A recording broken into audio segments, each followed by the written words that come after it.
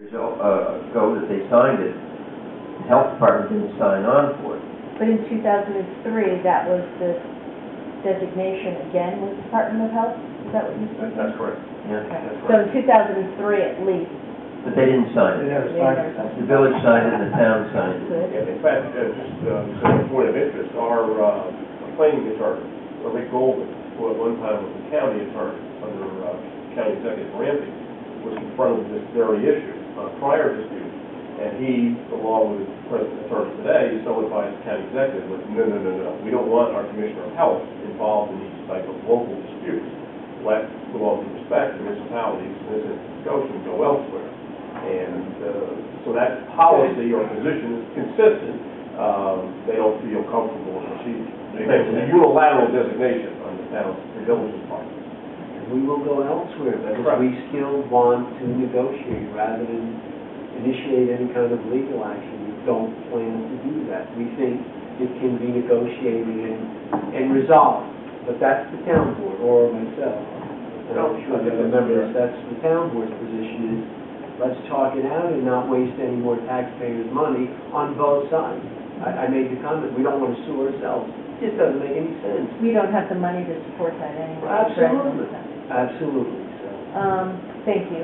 There was also a discussion amongst the CARE residents from Hamiltonian regarding bridle path. We understand that is a current topic, and I was wondering if you could please expand and expound upon that in this next.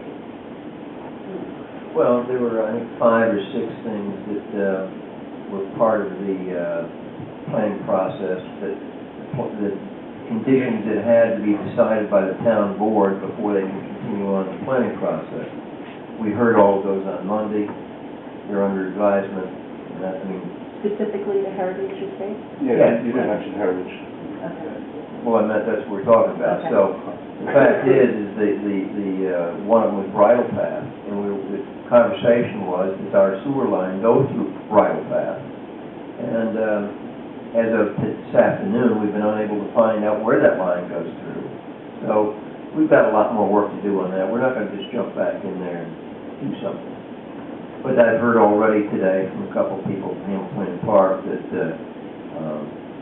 they're very, very much concerned about the town taking acceptance of this land, and then a future generation or 2 or 3 from now, a town board say, let's put a through road in after all the fighting you've done to keep the road out. So we're aware of that, and we'll put that in part of our dialogue. Yeah. Thank you. Just to echo that, so that they get a full disclosure to the residents, especially in the affected areas.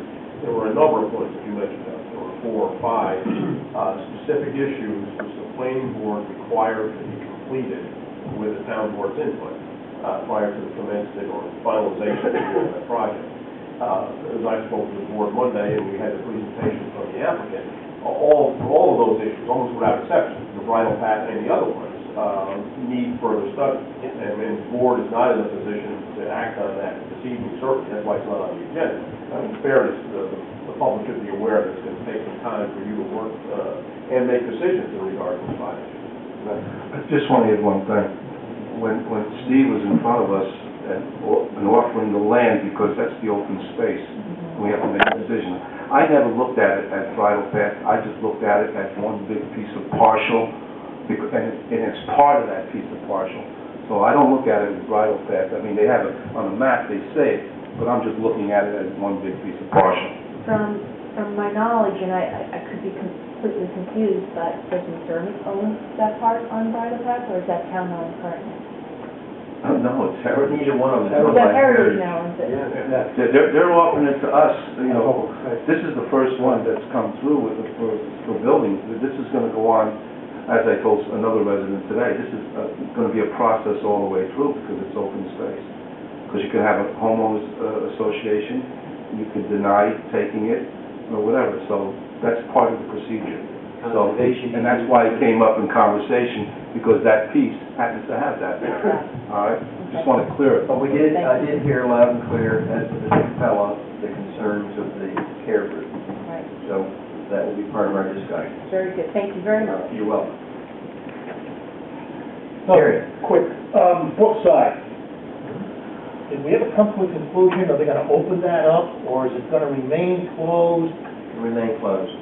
Okay, great. Okay? Yes? Just give me a second. I need to get myself. Mr. Boss referred to studies that were done by former Mayor Weinberger. And right up to this day, Mr. Weinberger contends that there's no excess capacity in the plant as currently constructed. Now, as a village resident, it's certainly in my interest to have the widest space spreading the costs on that plant. So the more the merrier in terms of tax base, intuitively. However, I'd like to ask you to do one thing, because I think there's a counterintuitive case to be made here.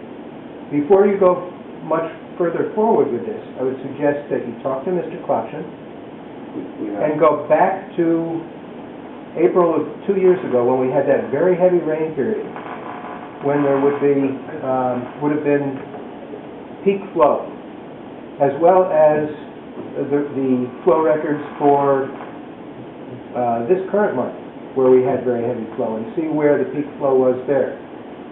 There have been those who have contended, and I've heard in the past, that the new plant has exceeded, on several occasions, its peak rated capacity, its peak permitted capacity, which is different, as we all know, from its average rated capacity, which is what people refer to when they say there's plenty of room.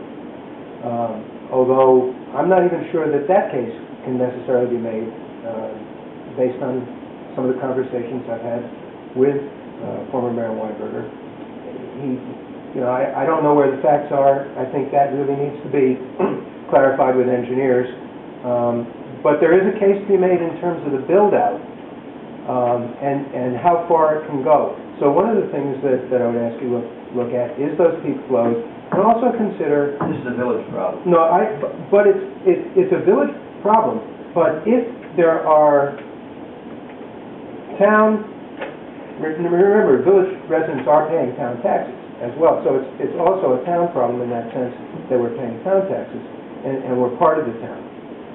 If there is a build-out that is going to cause the facility to need to be expanded, and more bonding, and more debt, and more taxes, as a village resident, that, it's counterintuitive that, but I think there's a case to be made that it would not be advantageous to be adding customers that's going to cause additional construction and bonding. This is the plant is owned by the village, operated by the village. The decision-making board is the village.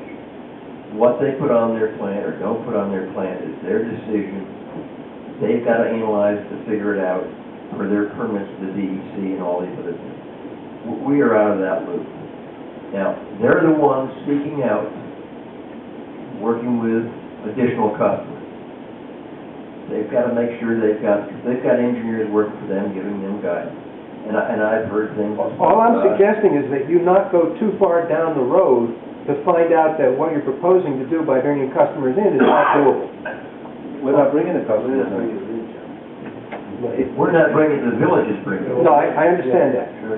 I understand that. But I'm saying, everybody has said that the thing that makes most financial sense, most economic sense, is to bring the new customers to the village where the plant already exists.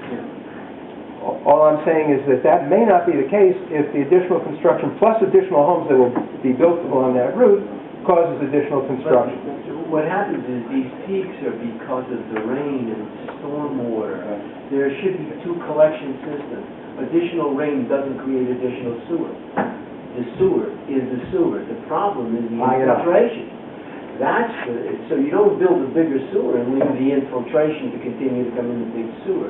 The village has to address those problems, because there's no more sewer coming in. The capacity for the sewer, there's plenty. We're operating at about 40 or 50%, and that's why our bills are so high. I live in the village, so I'm excitable about this also. But the point is, they have to start a plan to address the infiltration, because that's where the peak is. There's no question about it. The village has as much or more problem than the town does in terms of the INI. So Yeah. Anyway, I think that, that's something they need to be very careful about, and understand before they make commitments or whatever it might be. Yeah. Okay, good. All right, well, thank you very much, folks. Would someone like to make a motion that we adjourn and we go into executive